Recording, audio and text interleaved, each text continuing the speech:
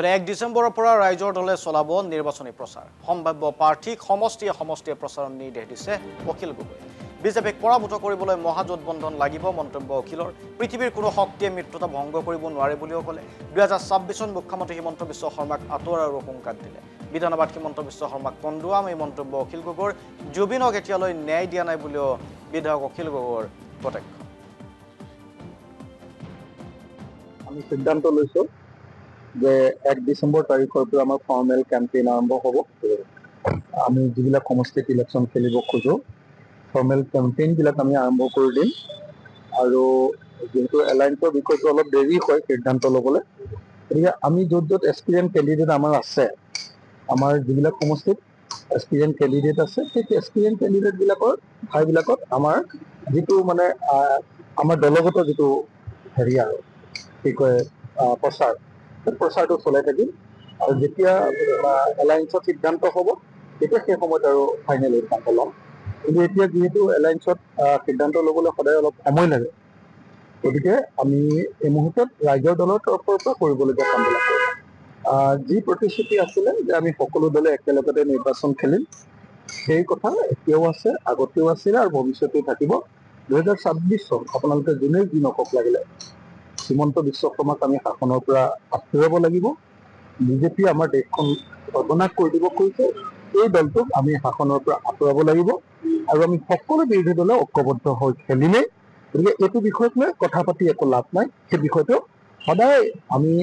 বুজাবুজিৰ মাজত আছো সদায় পৰিয়ালৰ মাজত আছো এইবিলাকক লৈ কথা পাতি লওঁ গৌৰৱ গগৈ কৈছে দেৱব্ৰত শইকীয়াও কৈছে যে আপুনি যি ধৰণৰ মন্তব্য কৰিছে এই সন্তুষ্ট নহয় তেওঁলোকে মিত্ৰতাৰ ক্ষেত্ৰত মই একচুৱেলি তেখেতসকলো মই দিল্লীত আছিলো আপোনালোকে দেখিছে বম্বেত আছিলো বেলেগ ষ্টেটত আছিলো বেচিকেলি মই তেওঁলোকৰ পৰা পলিটিকেল ফেল্স ফাইনেন্সিয়েল ফেল্স চব ধৰণৰ সহায় বিচাৰি মানুহবিলাকলৈ গৈ আছো ইলেকশ্যন খেলিবৰ কাৰণেতো পইচাও লাগিব ন তাৰ কাৰণে চাৰিওফালৰ পৰা গৈ আছো আৰু চবেই মোক সহায় কৰাৰ প্ৰতিশ্ৰুতি দিছে চব যাক লগ ধৰিছো এতিয়ালৈকে 100% পাৰ্টি বা লিডাৰে আমাক সহযোগিতা কৰাৰ সকলো ধৰণে তেওঁলোকৰ লিডাৰ্ছ বিলাকে আগে ভাষণ দিয়া তেওঁলোকে আমাৰ কেণ্ডিডেট বিলাক 1 ডিসেম্বৰৰ পৰা ৰাইজৰ দলে চলাব নিৰ্বাচনী প্ৰচাৰ সম্ভাৱ্য প্ৰাৰ্থীক সমষ্টিয়ে প্ৰচাৰৰ নিৰ্দেশ দিছে অখিল গগৈ বিজেপিক পৰাভূত কৰিবলৈ মহাজোটবন্ধন লাগিব মন্তব্য অখিলৰ পৃথিৱীৰ কোনো শক্তিয়ে মিত্ৰতা ভংগ কৰিব নোৱাৰে বুলিও ক'লে 2026 চন মুখ্যমন্ত্ৰী হিমন্ত বিশ্ব শৰ্মাক আঁতৰাৰ সংকাত দিলে বিধানসভাত হিমন্ত বিশ্ব শৰ্মাক কন্দুৱাম এই মন্তব্য অখিল গগৈৰ জুবিনক এতিয়ালৈ ন্যায় দিয়া নাই বুলিও বিধায়ক অখিল গগৈৰ কটাক্ষ আমি সিদ্ধান্ত লৈছো যে 1 ডিসেম্বৰ তাৰিখৰ পৰা আমাৰ ফৰ্মেল কেম্পেইন আৰম্ভ হ'ব আমি যিবিলাক সমষ্টিত ইলেকশ্যন খেলিব খোজো ফৰ্মেল কেম্পেইন বিলাক আমি আৰম্ভ কৰি দিম আৰু যেহেতু এলায়েন্সৰ বিষয়টো অলপ দেৰি হয় সিদ্ধান্ত ল'বলৈ গতিকে আমি য'ত এক্সপিৰিয়েঞ্চ কেণ্ডিডেট আমাৰ আছে আমাৰ যিবিলাক সমষ্টিত এক্সপিৰিয়েঞ্চ কেণ্ডিডেট আছে সেই এক্সপিৰিয়েঞ্চ কেণ্ডিডেট বিলাকৰ ঠাইবিলাকত আমাৰ যিটো মানে আমাৰ দলগত যিটো হেৰি আৰু কি কয় প্ৰচাৰটো চলাই থাকিম আৰু যেতিয়া এলায়েন্সত সিদ্ধান্ত হ'ব তেতিয়া সেই সময়ত আৰু ফাইনেল সিদ্ধান্ত ল'ম কিন্তু এতিয়া যিহেতু এলায়েন্সত সিদ্ধান্ত ল'বলৈ সদায় অলপ সময় লাগে গতিকে আমি এই মুহূৰ্তত ৰাইজৰ দলৰ তৰফৰ পৰা কৰিবলগীয়া কামবিলাক কৰিম যি প্ৰতিশ্ৰুতি আছিলে যে আমি সকলো দলে একেলগতে নিৰ্বাচন খেলিম সেই কথা এতিয়াও আছে আগতেও আছিলে আৰু ভৱিষ্যতেও থাকিব 2026 চন আপোনালোকে যোনেই যি নকওক লাগিলে